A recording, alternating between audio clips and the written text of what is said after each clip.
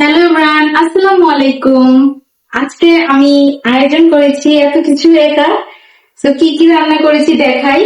এটা হচ্ছে রুই মাছের ভুনা, এটা হচ্ছে রোস্ট, এটা হচ্ছে খাসির মাংস, এটা হচ্ছে লাউ চিংড়ি, এই হচ্ছে ভাত, এখানে আছে ডিম, আর এখানে সালাদ আছে, এখানে আছে টমেটোর চাটনি, এখানে আছে মাছের ভর্তা, এটা তো পুডিং, আর এই হচ্ছে গরুর মাংস, এখানে পোলাও, আর আছে এখানে লেবু, লেবু আছে এখানেও, আর এটা হচ্ছে মাসকলার ডাল, আর এখানেও লেবু আছে।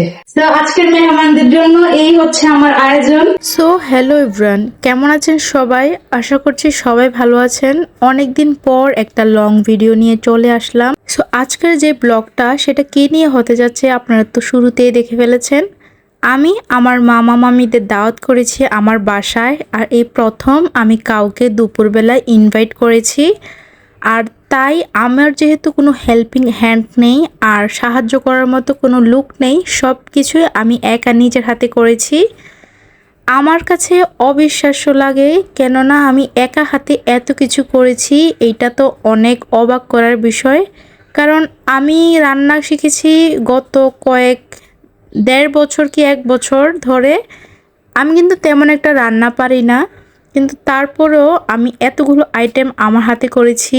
এইটা আমার খুবই খুশি লেগেছে। আর তার থেকেও বড় খুশি লেগেছে মামা মামিরা এসে তারা দাওয়াতটা অ্যাটেন্ড করেছে এবং তারা আমার সাথে সময় কাটিয়েছে। তারা মূলত আমেরিকা থেকে এসেছে, তো আমি ভাবলাম যেহেতু তারা আসছে আমি আমার বাসায় দাওয়াত করি। মামা মামিরা এমনিতেও আসে না, আর তাদের সময় হয় না, আসলেও শর্ট টাইমের জন্য আসে, লং টাইমের জন্য আসে না। তাই ভাবলাম যে আপুদের সহ মামা মামিদের সহ একসাথে দাওয়াত করি। তো যেই প্ল্যান সেই কাজ। প্রথমেই আপনারা দেখতে পেয়েছেন আমি গরু, খাসি, মুরগির রোস্টের মাংস সব কিছু একসাথে ধুয়ে ফেলেছি, যেন আমার কাজটা একটু সহজ হয়। ধোয়াধাইয়ের কাজটা আগে করে ফেলেছি। দেন আমি আস্তে আস্তে করে এক এক করে মাংসগুলো প্রিপেয়ার করে নিচ্ছি। প্রথমে আমি গরুটা বসিয়ে দিয়েছি, আর কি কি মশলা দিয়েছি সেটাও বলে দিচ্ছি। আমি খুব সিম্পল ওয়েতে রান্না করতে পছন্দ করি। এত মশলা, এত হিবিজিবি এগুলো আমার পছন্দ না। ঘরে যা মশলা আছে তাই দিয়ে আমি সব কিছুই রান্না করেছি। আমি এখানে রসুন বাটা, আদা বাটা, পেঁয়াজ বাটা, জিরার বাটা এই সব কিছু দিয়েছি বাটা মশলা। আর গুঁড়ো মশলার মধ্যে আমি জিরা দিয়েছি, যেহেতু জিরা বাটা দিয়েছি আমি জিরা গুঁড়াটা খুব সামান্য দিয়েছি। ধনিয়ার গুঁড়া দিয়েছি, তারপর গরম মশলা গুঁড়া দিয়েছি, হলুদের গুঁড়া, মরিচের গুঁড়া, লবণ সব কিছু একসাথে দিয়ে, কাঁচা পেঁয়াজ কুচি দিয়ে, দেন সয়াবিন তেল দিয়ে আমি বসিয়ে দিয়েছি। আর এখানে বলে দিচ্ছি 2 কেজি গরুর মাংস আছে। তো এখন যেটা দেখতে পাচ্ছেন সেটা হচ্ছে আমার খাসির মাংস রান্না। এখানেও প্রায় 2 কেজির মতো খাসি আছে।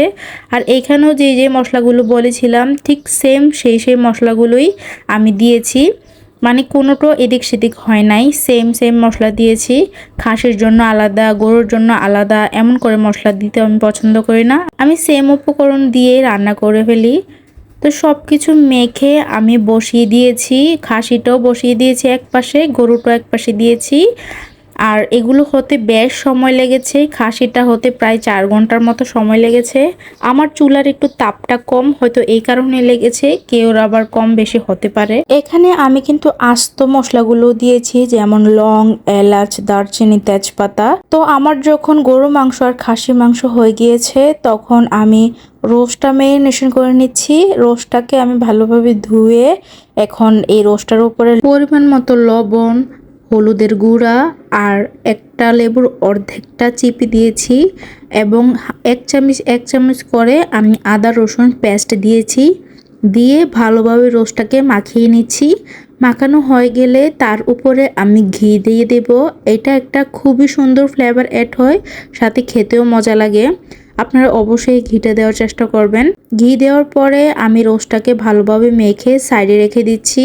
আর আরেক পাশে আমি কড়াইটা বসাই দিলাম যেন রোস্টগুলো আমি ভাজতে পারি।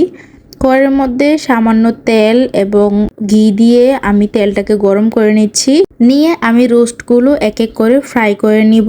আর ফ্রাইটা আমি দেখাচ্ছি না, খুবই সামান্য দেখাচ্ছি, কারণ এত বড় বড় ফুটেজ নিলে আমি ভিডিওটা দেখা যাবে অনেক লং হয়ে যাবে। তাই আমি শর্টকাটে যতটুকু পারা যায় আমি ততটুকুই দেখিয়েছি। এখন অনেকেই বলবেন এত হলুদ, রোস্টে তো এত হলুদ হয় না। সো এখানে ভিডিওতে যতটা হলুদ লাগছে বাস্তবে কিন্তু এতটাও হলুদ ছিল না, আর একটু কম লাগছিল হলুদটা। তারপর আমি বড় একটা হাঁড়ি বসিয়ে দিলাম, যেহেতু মুরগিটা বেশি আর তাই যেন নাড়াচাড়া করতে কষ্ট না হয়, সুবিধা হয়, তার জন্য আমি বড়টা নিয়েছি।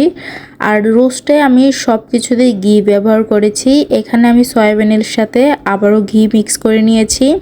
তারপর অনেকগুলো পেঁয়াজ আমি এগুলাকে ব্রাউন করে নিচ্ছি, আর কিছু পেঁয়াজ আমি উঠিয়ে নিচ্ছি বেরেস্তার জন্য, আর কিছু পেঁয়াজ রেখে দিচ্ছি।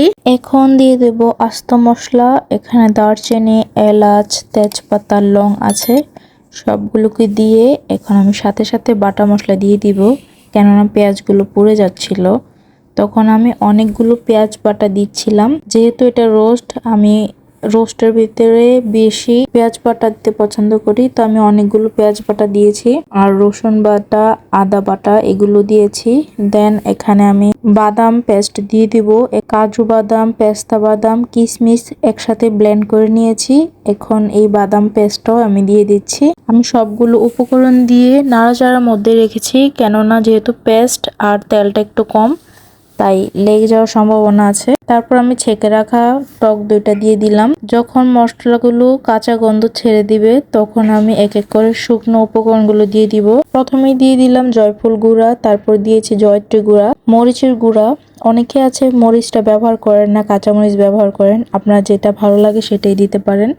তারপর এখানে দিয়ে দিচ্ছি জিরের গুঁড়া। আমি একটা উপকরণ দিচ্ছি আর সাথে সাথে নাড়াচাড়ার ভিতরে রাখছি, কেননা মশলাটা পুড়ে যাওয়ার সম্ভাবনা আছে। যেহেতু এখানে বেশি বাটা মশলা ব্যবহার করা হয়েছে তাই লেগে যাওয়ার সম্ভাবনা বেশি।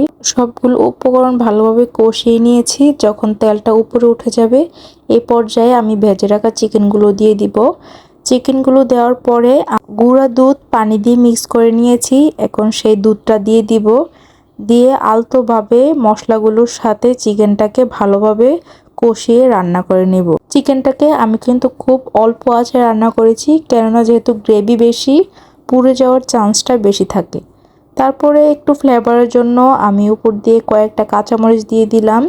আর যে তুলে রেখেছিলাম পেঁয়াজটা, তার সাথে চিনি, গুঁড়া দুধ, ঘি একসাথে মিক্স করে আমি উপরে দিয়ে দিলাম, দিয়ে ঢাকনা দিয়ে রেখে দিয়েছি। কিছুক্ষণ বাদে যখন ঢাকনাটা খুলবেন দেখবেন অনেক সুন্দর ফ্লেভার অ্যাড হয়েছে এবং চিকেনটাও ভালোভাবে হয়ে গিয়েছে। দেখতেই পাচ্ছেন যে আমার রোস্টের কালারটা কত সুন্দর এসেছে। তারপর এখন লাউ রান্নাতে চলে যাব, লাউ রানবো। তো আমি লাউগুলোকে ভালোভাবে কেটে নিয়েছি, এখন ভালোভাবে ধুয়ে নিয়েছি। যেহেতু লাউ চিংড়ি রান্না করব, চিংড়ি তো অবশ্যই লাগবে। চিংড়িগুলোকেও আমি ভালোভাবে পরিষ্কার করে নিয়েছি, মাথাটা ফালাই দিছি আর ভিতরের ময়লাটাও ফালাই দিছি, দিয়ে ভালোভাবে এটাকে ধুয়ে নিয়েছি। এখন এই চিংড়ির মধ্যে লবণ হলুদ দিয়ে মাখিয়ে রেখে দিব। তারপর চুলায় একটা বড় হাঁড়ি বসিয়ে দিব, দিয়ে আমি চিংড়িগুলোকে হালকা একটু ভেজে নিচ্ছি। আপনারা চাইলে এটা নাও করতে পারেন। যখন চিংড়িটা ভাজা হয়ে যাবে এখন আমি বাটা মশলা দিয়ে দিব। এখানে পেঁয়াজ বাটা আর রসুন বাটা দিয়ে দিব, আর কিছু দিব না। দিয়ে ভালোভাবে মশলাটাকে কষিয়ে নেব যতক্ষণ না পর্যন্ত মশলাটার কাঁচা গন্ধ দূর হয়ে যাচ্ছে। তারপর এখানে আমি সামান্য হলুদের গুঁড়া দিয়েছি, বেশি দিব না, যেন কালারটা সুন্দর আসে সেই অনুযায়ী আমি দিব। আর কয়েকটা মরিচ আমি আস্ত দিয়েছি, আর কিছু মরিচ আমি মাঝখান দিয়ে ছিঁড়ে তারপর দিয়েছি। তারপরে ভেজে রাখা চিংড়িগুলো দিয়ে দিলাম, দিয়ে ভালোভাবে কষিয়ে নিচ্ছি। আর সামান্য একটু পানিও দিয়ে দিলাম যেন মশলাটা ভালোভাবে কষানো হয়। যখন মশলাটা কষানো হয়ে যাবে, উপরে তেলটা উঠে যাবে, সে পর্যায়ে আমি ধুয়ে রাখা লাউগুলো দিয়ে দিব, দিয়ে ভালোভাবে মিক্স করে লাউটাকে ঢেকে রেখে দিব। কিছুক্ষণ পর পর কিন্তু আমি লাউটা নাড়াচাড়া দিচ্ছিলাম। যখন লাউটা হয়ে এসেছে প্রায়, তখন আমি ধনেপাতা কুচি অ্যাড করেছি। অবশ্যই আপনার লাউতে ধনেপাতা কুচি দিবেন, তাহলে কিন্তু অনেক সুন্দর ফ্লেভার অ্যাড হয় আর খেতেও মজা লাগে। তারপর এখন আমি চলে যাব মাসকলাই রান্নাতে। এখানে আমি 2 প্যাকেট মাসকলাই নিয়েছি, নিয়ে হাঁড়ির মধ্যে নিয়ে একদম পরিমাণ মতো পানি দিয়েছি। তারপর এখানে কুচি করে রাখা পেঁয়াজ দিয়ে দিলাম, হলুদ গুঁড়ো দিয়ে দিব, মরিচ গুঁড়ো দিয়ে দিব, লবণ দিয়ে দিব পরিমাণ মতো, রসুন বাটা, আদা বাটা হাফ চামচ করে দিয়ে দিব, আর কাঁচামরিচ দিয়ে দিচ্ছি অনেকগুলো, দিয়ে হ্যান্ড উইক্স দিয়ে ভালোভাবে মিক্স করে দিচ্ছি যেন কোনো লাম্পস না থাকে।